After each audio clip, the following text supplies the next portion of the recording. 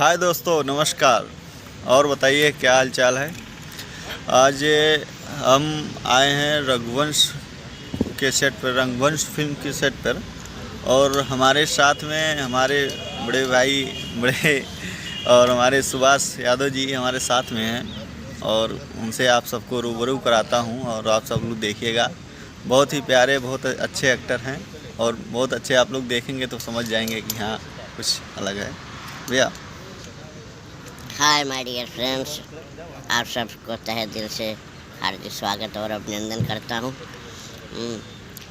मैं आप सबको ये बताना चाह रहा हूँ कि हमारे छोटे भाई राजेश राजेश जी का एक चैनल है, सोनी फिल्म्स भोजपुरी चैनल है।